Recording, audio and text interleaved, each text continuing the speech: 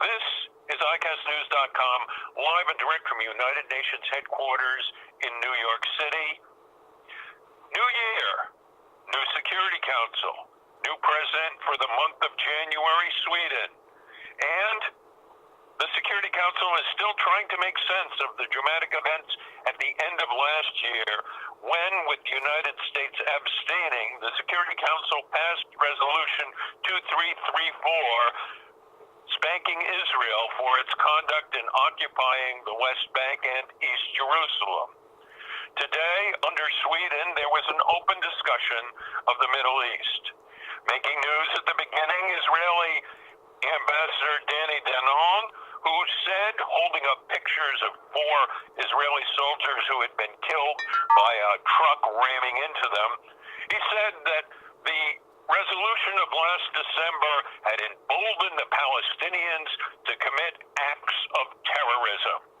But beyond that, today's session really revealed more about the character of the United Nations Security Council now in its new makeup than anything else.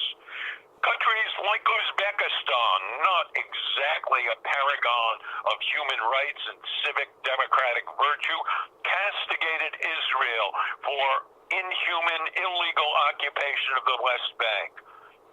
And even the Maldives ganged up on Israel as if to prove what U.S. Ambassador Samantha Power said last week, that the table and the whole UN mechanism is slanted against Israel, although the Maldives, as you will hear, did raise the issue of Unobstructed humanitarian aid is continuously accessible to those in need in order to prevent further casualties.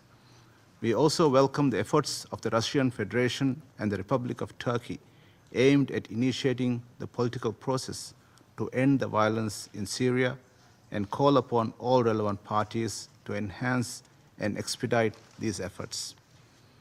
The crisis in Syria is indeed one of the gravest tragedies of our time, and the Maldives, along with other member states, remain committed to taking action to resolve this crisis and rebuild this war-torn country. We cannot falter in our duties as member states in times of dire need. Mr. President, all decisions of the Security Council should be followed by urgent action. The lack of progress in implementing the resolutions of the Council on issues relating to the Middle East must be addressed in a concrete manner to maintain the credibility of not only the Council but the United Nations as a whole. We welcome the initiatives by member states which help supplement the implementation of these resolutions, including the International Ministerial Conference on the Peace Process in the Middle East, which was held in Paris on Sunday.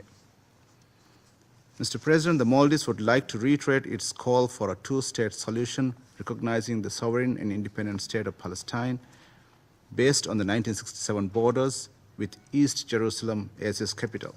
The achievement of sustainable peace in the Middle East can only be possible through political will, international cooperation, and tangible actions. The resolution of these conflicts are necessary to resolve other threats to international peace and security, such as terrorism and violent extremism. Collectively, we need stronger resolve to secure a better and more peaceful future for these countries to maintain international peace and order. I thank you, Mr. President. I thank the representatives of the Maldives for his statement. I now give the floor to the representative of the Democratic People's Republic of Korea. Mr. President, thank you for convening of this open debate.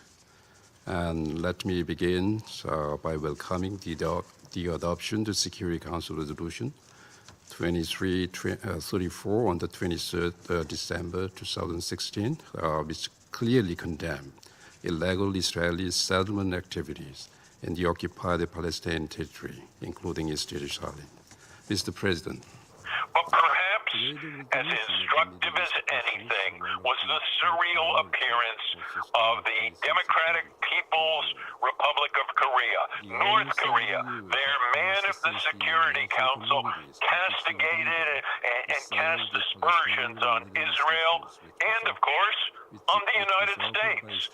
The ambassador said that the high-handedness and the interference of the United States was the cause of terrorism in the Middle East, and this was all on the shoulders of the United States, which was also trying to undermine North Korea. And if that wasn't too fine a point in a surreal world Thank the representative of the Democratic People's Republic of Korea for his statement. I now give the floor to the representative of Saudi Arabia. To speak about Israel. توكسي بوكيت Mr. President. سيد الرئيس.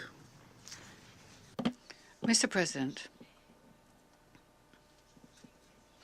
it is my pleasure to speak to you on behalf of the Arab group.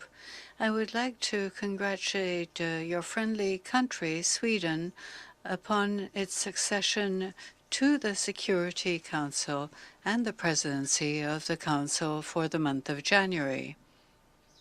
I trust that Sweden, because of its principled positions on international matters and its remarkable record at the service of international peace and security, will play an effective role not only this month, but throughout its mandate in the Security Council. I also wish to congratulate the delegations of Ethiopia, Bolivia, Kazakhstan, and Italy for becoming elected members of the Security Council. I also wish to hail Angola, Venezuela, Malaysia, New Zealand, and Spain, which distinguished themselves during their mandate as members of the Security Council. Mr. President, the Arab Group is pleased at the remarkable action that the Security Council has taken by adopting Resolution 2334 of 2016. This resolution condemned Israeli settlements on occupied Palestinian territory, including East Jerusalem. This resolution called on all parties concerned to distinguish between Israel and the Palestinian territory occupied since 1967, including agricultural production and the need to not allow Israel, the occupying power, to exhaust the natural resources of Palestinian territories, nor to create obstacles on the road to a peaceful, fair solution which would put an end to the Israeli occupation and achieve the independence of the state of Palestine, with East Jerusalem on its capital and contiguous Palestinian territory, which has been occupied since 1967, whilst also finding an equitable solution for Palestinian refugees in accordance with Resolution 1814 of the Security Council. Israel, they were the moderates. They were the moderates and the reasonable ones. And the Israelis finally responded at the end, at least creating a little bit of new information. Who knew before the Israelis responded to the chorus of anti-Israeli propaganda that Iran was one of the only countries in the world that allows juveniles to be executed for minor crimes? So what really we had today was a bashing of Israel. That's business as usual. What was unusual was the hypocrisy of states like Uzbekistan and North Korea talking about human rights and the people in democratic countries, Israel and the United States, who are acting in anti-human ways.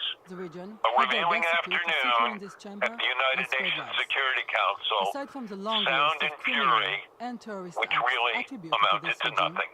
For ICASNews.com, live at the United Nations headquarters in New York City, I'm Jonathan Sanders.